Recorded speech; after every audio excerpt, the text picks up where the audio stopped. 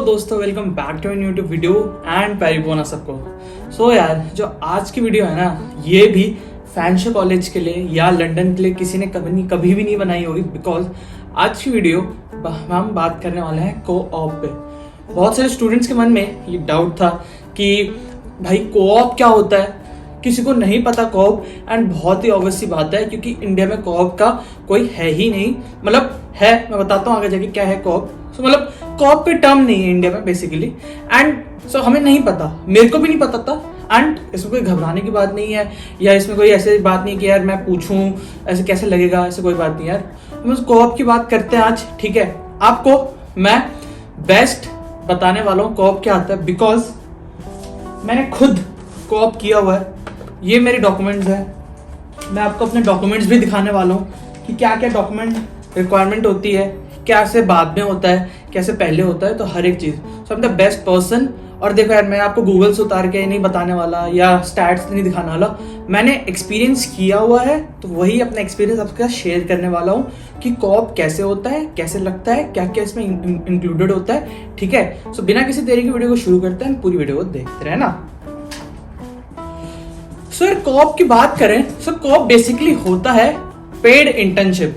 जैसे इंडिया में इंटर्नशिप्स होते हैं जो मोस्टली 95 to 97% अनपेड होते हैं, यहाँ पे हर एक इंटर्नशिप जिसको को-ऑप बोलते हैं, इंडिया में इसको इंटर्नशिप बोलते हैं, यहाँ पे से को-ऑप बोलते हैं। तो ये डिफरेंस होता है, ठीक है। सो जो को-ऑप होता है वो यहाँ पे पेड होता है, ओके। एंड को-ऑप हर स्कूलों में, हर कॉलेजेस में होता है। मेरे कुछ कनेडियन दोस्त भी हैं जो यहाँ के स्कूल्स में पढ़ते हैं, तो वो मुझे बताते हैं कि हमारे जब यहाँ पे क्लास नहीं बोलते, यहाँ स्टैंडर्ड नहीं बोलते, यहाँ ग्रेड बोलते हैं, तो उनका 10th 11th 12th ग्रेड से ही को-ऑप लगना शुरू हो जाता है। को-ऑप का बेसिकली मतलब क्या होता है कि जैसे कि मैं हूँ हॉस्पिटैलिटी में, एंड सो मेरे को अगर को-ऑप चाहिए होगी, so I will be getting a job in my particular field only, and my particular field will be hospitality और फूड एंड बेवरेज, और कुछ भी जिसके अंदर हॉस्पिटैलिटी सर्विंग आता हो, ठीक है, या होस्ट करना होता हो या बार टेंडिंग होता हो, तो वो सब मेरे अंडर आता है। बट अगर जैसे आपका कंस्ट्रक्शन मैनेजमेंट है या आपका कोई और जो सब्जेक्ट होते हैं, जैसे कि आर्किटेक्चर हो गया या कोई और भी जैसे बिजनेस मैनेजमेंट हो गया, सो आपके एक पर्टिकुलर जॉब उसके अंदर आते होंगे, ठीक है। वो जॉब्स आपको ढूंढने हैं, वो जॉब्स आपको रिसर्च करना पड़ेगा कि वो मेरे कौन कौन से जॉब्स हैं। सो बेसिकली पहले मुझे नहीं पता था कि मेरे अंडर कौन कौन से जॉब्स आएंगे, ठीक है। तो मैं रूम सर्विस वगैरह की जॉब्स भी ढूंढता था, वो मेरे को मिल भी गई थी फर्स्ट टाइम पे जॉब, बट वो मेरे अंडर नहीं था। सो अगर मैं वो करता तो मेरा को-ऑप काउंट नहीं होता। सो देन अगर आपको अपना डाउट है कि अगर मेरा ये सब्जेक्ट है, ये कोर्स है और इसके अंदर मेरा क्या को-ऑप के मेरा जॉब होगा, सो प्लीज अपने आप को-ऑप के जो प्रोफेसर होते हैं उनसे आप पूछना, ओके। सो ये तो था को-ऑप क्या होता है। को-ऑप बेसिकली एक पेड इंटर्नशिप्स होती है, and mostly her college, her university, her schools में यहाँ पे होता ही होता है, ठीक है। ये फंडा आपको क्लियर हो गया कि को-ऑप क्या होता है, ओके। अब सेकंड है कि को-ऑप जो होता है उसमें आप जॉब्स कैसे ढूंढोगे, ओके। या आपको अगर कॉलेज आपको को-ऑप दे रहा है तो क्या कॉलेज ही आपको जॉब्स ढूंढ के देगा? सो आपको मैं बता दूं, नहीं, कॉलेज आपको जॉब्स ढूंढ के नहीं देगा। हाँ, बट आपको कॉलेज क्या कर देगा, कॉलेज आपको डायरेक्ट करेगा कि भाई यहाँ जॉब्स है, आप यहाँ अप्लाई कर सकते हो, ठीक है। आपको कॉलेज कभी जॉब ढूंढ के नहीं देगा कि बच्चा ये लो आपकी, ये हमने को-ऑप भी दे दिया आपको जॉब भी दे दिया, ऐसा कभी नहीं होने वाला। आपको वो बता देगा कि ये एम्प्लॉयर हायर कर रहे हैं, कॉलेज की वेबसाइट्स में आ जाते हैं, तो वहां जाके आप वहाँ पे अप्लाई कर सकते हो टू दोज एम्प्लॉयर्स, एंड वो फिर आपको आगे जॉब के लिए हेल्प कर देंगे, ठीक है। तो ये तो हो गया कि को-ऑप में जॉब आपको कैसे मिलनी चाहिए। फिर तीसरा, money, that matters the most, कि पैसे का कैसा है कि कम मिलते हैं, ज्यादा मिलते हैं। सो यार अच्छी बात यहाँ पे ये है कि को-ऑप में हमेशा अच्छे पैसे मिलते हैं और एक्स्ट्रा पैसे मिलते हैं। अगर मैं 14.25 मुझे मिल रहे हैं, तो अगर मैं को-ऑप करता हूँ और कहीं बाहर जाके करता हूँ तो मुझे 15, 16, 17 डॉलर्स तक भी मिलते हैं या मिल सकते थे। सो अगर मैं आपको अपनी कहानी बताऊं, तो जब मेरे को को-ऑप मिल गई थी बहुत अच्छी जगह पे, ओके, मेरे को एक बीच के वहाँ, रेस्टोरेंट्स के वहाँ जॉब मिली थी, बट कोरोना वायरस की वजह से वो जॉब कैंसिल हो गई। बट एक और मेरी फ्रेंड है, उसको भी एक आइलैंड में एक जॉब मिली थी, तो उसकी भी जॉब कैंसिल हो गई। तो हमें जहाँ जहाँ जॉब मिली थी वहाँ पे सर एक्सपेक्टेड था कि हाँ हमें एक्स्ट्रा पैसे मिलेंगे, एक्स्ट्रा हमें पर आवर के हिसाब से मिलेंगे, बट नहीं हुआ, कुछ नहीं कर सकते ना, वो हमारे हाथ में नहीं था कोरोना वायरस। सो ये था, ठीक है। हमने बात कर ली कि कोऑप में हमें कितने पैसे मिलते हैं। तो जो पैसे हैं वो हमेशा एक्स्ट्रा मिलते हैं अगर आपका कोऑप अच्छे से चला और आप कहीं बाहर जाते हो कोऑप के लिए या किसी अच्छी कंपनी में जाते हो, तो ऑब्वियसली आपको अच्छे पैसे मिलेंगे। अब कोऑप की ड्यूरेशन क्या होती है एंड कितने घंटे आप काम कर सकते हो, ओके, ये भी एक बहुत इंपॉर्टेंट सवाल है। सो कोऑप की ड्यूरेशन 4 मंथ्स ही होती है मोस्ट ऑफ द कॉलेजेस में, मेरी भी 4 मंथ्स ही थी, ओके। एंड आप 40 आवर्स ही काम कर सकते हो पर वीक 40, जो फुल टाइम बच्चे काम कर सकते हैं वही है, ठीक है। ये तो थी 3-4 क्वेश्चन जो आपके अब सॉल्व हो गए होंगे डाउट्स। इसके बाद बात करते हैं कोऑप का फायदा क्या है, क्योंकि यार कोऑप तो हमें दे दी कॉलेज वालों ने, है ना, कोऑप तो हमें दे दी, अब कोऑप का फायदा क्या है। सर कोऑप के बहुत फायदे होते हैं, मैं आपको एक एक करके बताता हूँ कि कोऑप के एडवांटेजेस क्या क्या होते हैं। फर्स्ट थिंग फर्स्ट, कोऑप में you will get extra paid, okay. तो अगर मेरे को 14 मिल रहे हैं, आप कोऑप कर रहे हो, कहीं बाहर जाके कर रहे हो, तो वहां पे 15, 16, 17, 18 डिपेंड्स कितने एम्प्लॉयर देता है या कैसी वहां की कंपनी है, तो इतने में मिलेंगे। तो एक फायदा है कि you will get paid more. दूसरा का फायदा है, या देखो दूसरा फायदा ये होता है कि अगर आप अपना कोऑप करते हो तो आपको ना एक ऐसा मिलता है, मैं आपको दिखाता हूँ, क्लोजली दिखाऊंगा आपको अच्छे से। तो जब आप कोऑप अपना पूरा करते हो तो आपको एक रेफरेंस लेटर मिल जाता है। तो ये मेरा रेफरेंस लेटर टाइप ही है, जिसमें आपको एम्प्लॉयर बता देगा कि आप कैसे काम करते थे, कैसे काम नहीं करते थे, कहाँ कहाँ आप अच्छे हो, कहाँ कहाँ आप बेटर इंप्रूव कर सकते हो। तो क्या होता है कि यहाँ पे जब रेफरेंस कुछ मिलता है तो आप आगे एम्प्लॉयर्स कभी जैसे मैं आज सबवे में काम कर रहा हूँ, कल को कहीं और जाके काम करूंगा, तो मैं ये रेफरेंस वहां यूज कर सकता हूँ एज अ सपोर्ट कि मैंने यहाँ काम किया और ऐसा काम किया है, ठीक है। तो दूसरी बात यही था कि आपको रेफरेंस मिल जाता है। तीसरा एडवांटेज क्या है कि एक्सपोजर, आपको बहुत ही अच्छा एक्सपोजर मिल जाता।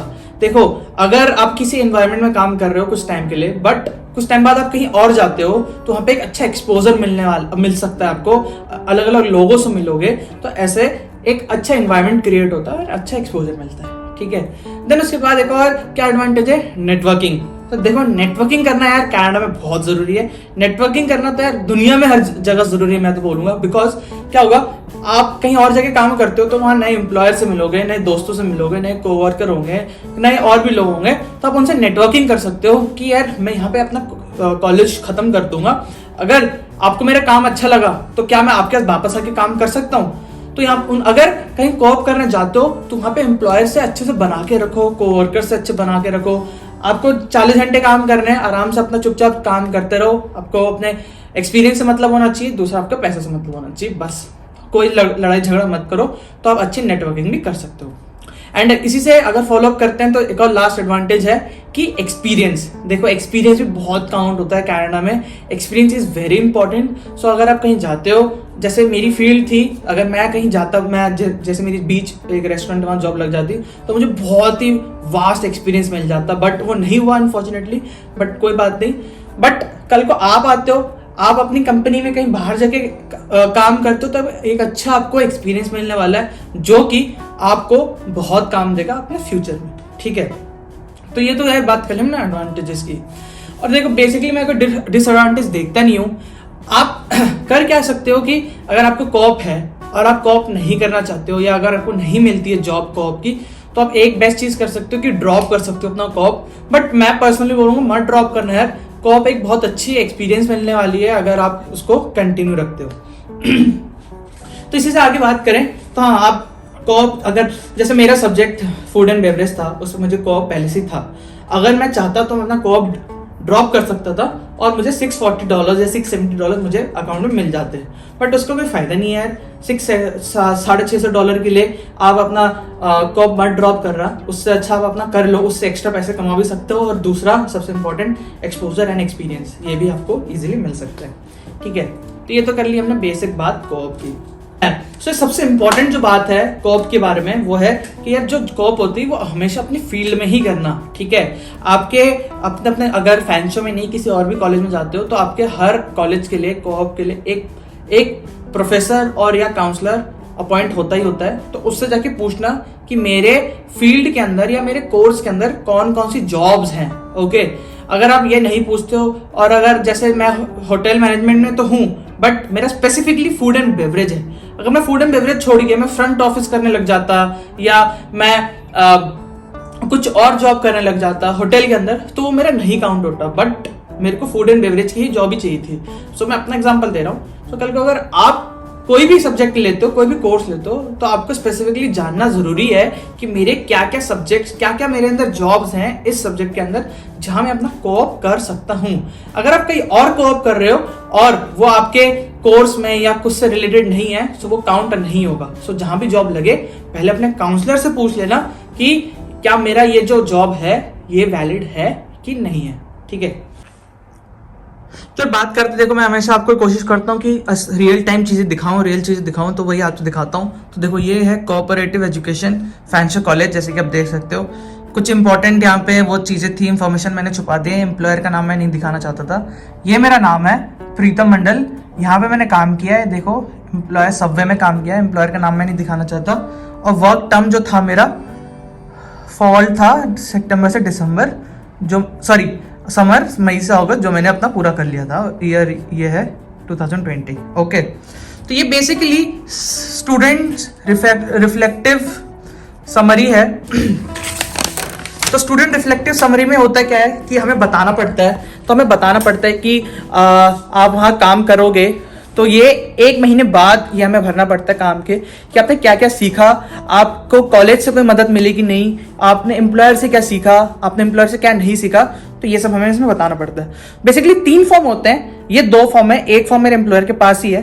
तो 3 फॉर्म, पहले फॉर्म में होता है कि उसमें हमें बताना पड़ता है कि आप कहाँ कोऑप कर रहे हो, कहाँ कौन से एम्प्लॉयर के अंडर कर रहे हो, एड्रेस क्या है, वहाँ पे आपको कितनी पे मिलेगी, कितने आवर्स मिलेंगे, तो वो बेसिक था।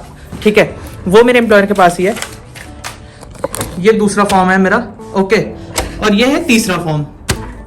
तो ये तीसरा फॉर्म है, तो इसमें है कि वर्क टर्म एवोल्यूशन। तो इसमें मैंने एवेल्यूएट किया है। ये लास्ट फॉर्म होता है जिसमें मेरे को जो मेरे एम्प्लॉयर है उसने बताया कि मैं कैसा काम करता हूँ, कैसे नहीं काम करता हूँ। ठीक है, तो इसमें देखो उसने एवोल्यूशन दी है कि अब स्टूडेंट स्ट्रेंथ क्या है मेरी, upbeat, always smile, friendly, outgoing, willing to learn more and all. Then देखो जो मैं बात कर रहा था कि this evolution can be shared with the student, yes उसने यस बोल दिया है। And this evolution can be student as a reference, उसने यस बोल दिया। तो मैं इसको बहुत संभाल के रखना पड़ेगा मुझे ये चीज़ को, ताकि मैं इसको आगे जाके यूज़ कर सकूँ। ठीक है, और उसके बाद कमेंट ऑन ओवरऑल जॉब, इसने क्या किया है, always on time and never miss the shift. ठीक है, तो मैंने कभी शिफ्ट विफ्ट नहीं मिस की। ये देखो ये इसने सारा बताया हुआ है यहाँ पे, बिगनिंग ऑफ को वर्क टर्म, एंड ऑफ को वर्क टर्म। मैंने थोड़े इंप्रूवमेंट्स किए हैं, देखो जैसे आप देख सकते हो। यहाँ पे 3-3 में था, फिर वहाँ से 4-4 में चला गया, यहाँ 5-5 में चला गया। ओके, सो बेसिकली यार यही था। तो यही होता है कोऑप। कोई हार्ड एंड फास्ट रूल नहीं है या कोई रॉकेट साइंस नहीं है। बेसिकली पेड इंटर्नशिप्स होती हैं और यहाँ पे हर एक कोऑप पेड होती है। तो अगर आपको कहीं कोऑप मिल रही है और पेड नहीं है तो भाई वो भी मत करना, वो भी अलाउड नहीं है। ठीक है, कभी कभी जो प्रोफेसर्स होते हैं जो कोऑप के, वो आपके पे स्टब भी देख सकते हैं। सो बी अवेयर ऑफ दैट। ठीक है, तो ये तो था अच्छी इन्फॉर्मेशन जिसमें आपको मैंने कोऑप के बारे में बताया, मैंने अपने कोऑप के बारे में बताया। बेसिकली ये सब पूरा था। ओके, एंड और भी कोई आपको इन्फॉर्मेशन चाहिए होगी तो मुझे बता देना। ठीक है, और अगर आपको वीडियो इन्फॉर्मेटिव लगती है तो like, share and subscribe this video and see you in the next video.